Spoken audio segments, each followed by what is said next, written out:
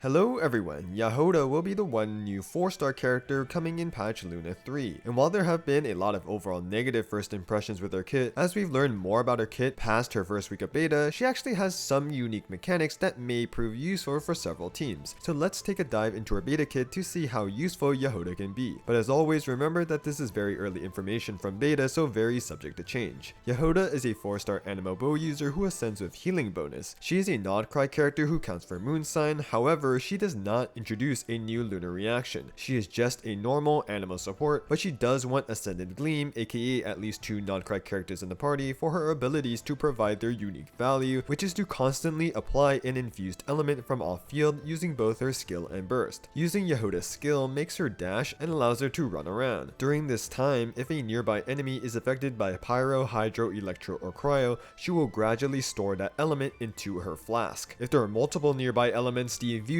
priority is Pyro, Hydro, Electro, then Cryo. Once the flask is full, if you have Ascended Gleam, then the flask will fire attacks of the infused element every 2 seconds for 20 seconds, applying that element with every hit and also periodically giving extra energy for Jahoda. Without Ascended Gleam, or if you cancel the skill early, you don't get any of this off-field elemental damage and just get an instance of Animo damage. Jahoda's burst spawns 2 helper coordinators that follow the active character and each deal Animo damage every 2.5 seconds. These attacks also heal that active character. If that active character is above 70% HP when they are healed, they will also get 100 elemental mastery for 6 seconds via Jahoda's A4 passive, and you will get additional healing for the party member with the lowest amount of HP. Now with Ascended Gleam, instead of the helpers dealing off-field Animo damage, they will infuse with Pyro, Hydro, Electro, or Cryo in that priority order if nearby enemies are affected by those elements, and each helper can be infused with different elements. Once infused, the helpers will deal off-field damage of their infused element to up to 3 nearby opponents. Lastly, Jahoda's entire burst gets enhanced with her A1 passive depending on the number of Pyro, Hydro, Electro, and Cryo characters on the team. If the team has majority Pyro characters, the burst damage increases.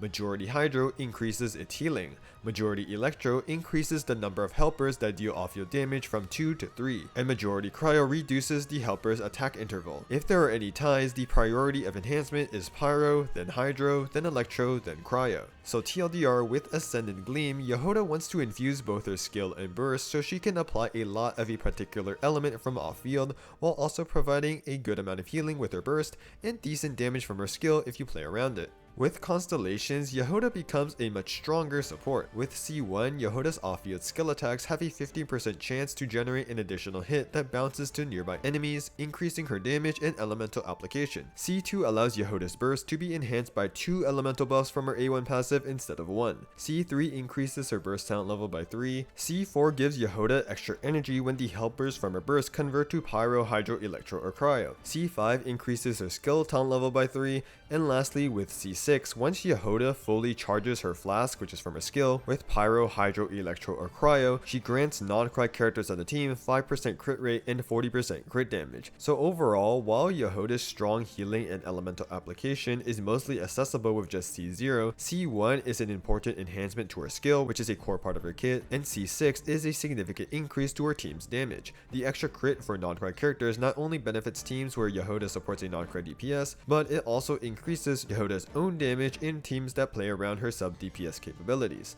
In terms of potential builds, for weapons, Favonius Bow is likely the best general support option because of the extra energy, but for teams that can actually play around Jahoda's personal damage when she's infusing an element, you can run any damage oriented bow that gives generic damage stats. For instance, any 5-star stat stick will work. For 4 stars, if you have Ally Hunter, it looks to be one of her best 4-star weapons for damage, especially with refinements. Stringless is decent in specifically aggravate teams where Jahoda infuses Electro, and there is going to be a new free event bow releasing in Luna 3 that you can use as well, giving Jahoda ER and attack when off-field. For artifacts, Jahoda can use a wide variety of sets depending on the team. 4-piece Viridescent Venerer is a no-brainer if Jahoda can properly set it up. If Vivi is awkward to set up or not helpful for a team, she can hold Silken Moon Serenade or Instructors if applicable. And in teams where Jahoda's skill is empowered to deal off-field damage, she can use 4-piece Golden Troop. For main stats, it's looking like Attack or Energy Recharge Hourglass, Attack Goblet, and then Healing Bonus Circlet if you want to focus on support, or Crit Circlet if you want to focus on damage.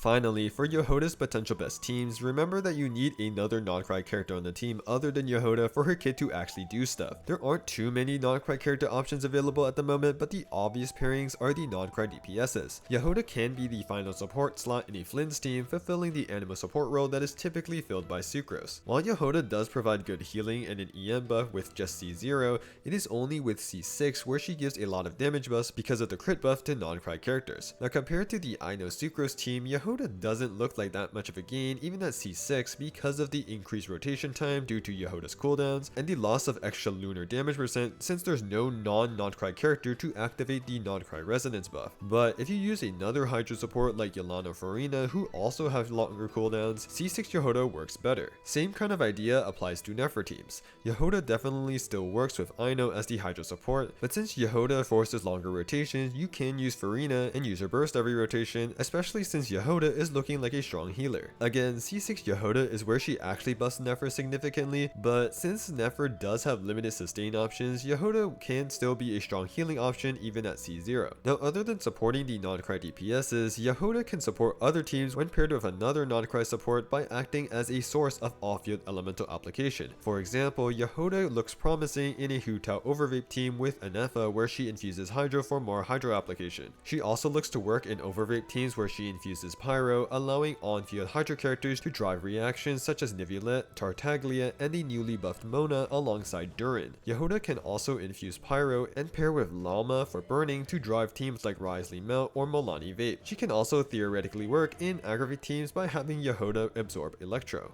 That's everything on Jahoda as of now. Jahoda's initial beta kit actually looks quite interesting and useful in the right scenarios. As long as the team has Ascended Gleam, Jahoda can pretty much act as an off-field Pyro, Hydro, Electro, or Cryo applicator depending on the team and what element she infuses. She has an EM buff, a crit buff to nod-krai characters with C6, and her skill seems to do decent damage when built for, and her healing from her burst looks pretty strong. However, her kit does have some major issues. First, her C6 is a significant source of damage since it gives a lot of crit to nod-krai characters, and it's pretty hard to get C6 of a new 4-star. Second, while Jahoda is a great elemental applicator, a lot of the existing strong supports that compete with her already have good application on their own, making Jahoda's elemental application not that needed. If there were more supports that didn't have much elemental application, Jahoda would gain much more value. Third, Jahoda has fairly long skill and burst cooldowns, forcing longer rotation times in the teams that use her, which effectively limits the team's potential damage per second. And lastly, in order for Jahoda to actually make use of her kit, she needs at least 2 nod-krai characters on the team for Ascended Gleam. And because there aren't that many available nod-krai characters, the amount of teams that Jahoda can support are quite limited. Realistically, she either supports nod-krai main DPSs like Flint and Nefer, or pairs with Anefa or Lalma to support other characters. And in some teams like Risley Melt and Molani Vape, having to use Lalma just for Jahoda to work isn't very ideal. More nod-krai supports in the future, such as maybe Columbina, would greatly increase Jahoda's team building options. So even though mechanically Jahoda's kit looks very promising,